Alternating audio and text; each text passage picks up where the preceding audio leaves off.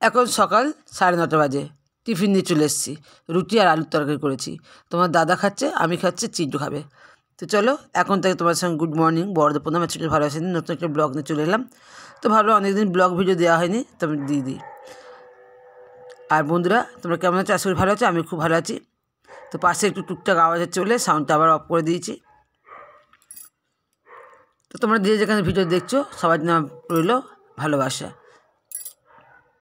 চলে এলাম একটু বেলার দিকে। তোমার দাদা হচ্ছে বাজার গেছিলো, আর বাজার থেকে নিয়ে এসছে চুনোপুঁটি মাছ আর হচ্ছে তোমার ফুল চিংড়ি মাছ।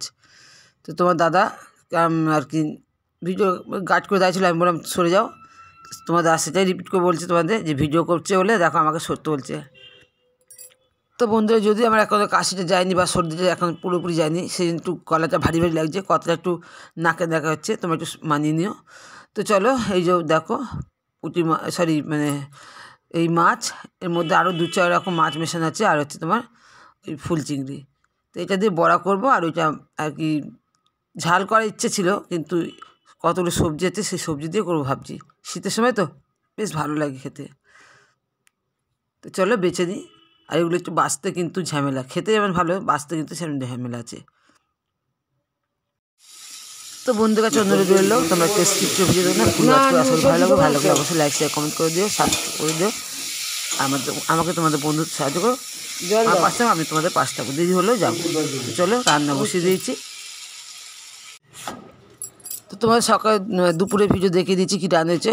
ফুল চিংড়ি মাছের বড়া আর এই সব সবজি দিয়ে একটা মানে মাছের আর কি তরকারি হয়েছে। তো বন্ধুরা আমার খুব কষ্ট হচ্ছে কথা বলতে। তো চলো একবার চলে এলাম সন্ধেবেলায় ভিডিওটা অন করে তোমাদের কাছে। ভেবেছিলাম আসবে না, তারপর বললাম না যাই। কী বলতো বাড়ির একদম কাছাকাছি তো মনটাও ছটপট করে, একটু দেখে আসি। ভিডিওটা করার থেকে বড় হচ্ছে কী বলতো, এই যে একটা বিশাল বড় ক্ষতি হলো, একটা ঠাকুরের আশীর্বাদ কি দেখো। আমি তো তোমাদের গতকাল ভিডিওতে বলেছিলাম যে আমার এই নীল বাড়িতে আমার গুরু ভাই থাকতো, তখন তো আমি খেয়াল করিনি। পরে আমি শুনলাম যে না এই বাড়িটা আসলে মানে কালার করেছে, তো আমি অতটা বুঝতে পারিনি যে এই বাড়িটার মধ্যে কিন্তু আমাদের 3-4টে গুরু ভাই থাকতেন। ওই যে বলে না রাখে হরি মারে কে, এটা হচ্ছে যার যার বিশ্বাস। ভগবান বলে না, ভগবান সব জানেন কার কখন বিপদ হবে।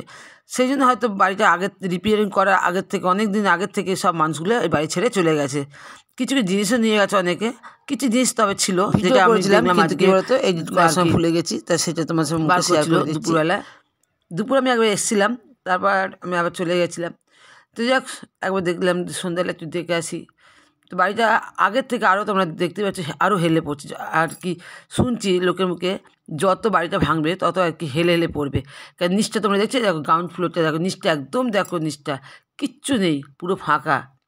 এইখানটা কিন্তু এই যখন এটা আর কি ছিল বাড়িটা পুরো ফ্ল্যাটে, এই নিচের তলায় কিন্তু আমাদের এক গুরু ভাই থাকতেন, একদম নিচতলাতে। আমরা এই বাড়িতে সৎসঙ্গে এসেছি কতবার। তুই এক ঠাকুর আসবে দেয়, বললাম না যে রাখে হরি মারে কি, ভগবান যাকে রাখবে না তাকে মারার কারো সাধ্য নেই। তো যাই হোক বাড়িটা কিন্তু আস্তে আস্তে অনেকটা হেলে পড়েছে। আর ওই যে ভাঙাটাও বলেছিলাম আমি আগের ভিডিওতে যে খুব একটা সহজ না, তোমরা দেখতে পাচ্ছ বড় ক্রেন এসছে, এরকম একটা দেখতে পাচ্ছি, পরে একটা দিকে রয়েছে, ওইটাও মনে পরে চালাবে। তো যাক এই ক্রেনের সাহায্যে সাহায্যে আস্তে আস্তে আর কি ভাঙা হচ্ছে, একেবারে হুড়মুড় করে ভাঙা যাবে না, ইঞ্জিনিয়ার এসে বলে গেছেন। তো বন্ধুরা তোমরা দেখতেই পাচ্ছ এই যে বাড়িটা ভাঙছে একটু একটু করে। তো যাক আর কি করার আছে। তো এখনও পর্যন্ত দূর দূর থেকে লোক আসছে, ভিডিও করছে কেউ, তারপর সাংবাদিকরা তো সারাক্ষণই আছেন। হ্যাঁ সারা রাত ধরে গতকালের কাজ হয়েছে, আবার আজকেও হবে। তো যাক ঠাকুর ডাকে আবারও এক কথা যে সবাইকে তুমি ভালো রেখো, সুস্থ রেখো। তো বন্ধুরা ভিডিও এখানে শেষ করি, সবাই ভালো থেকো।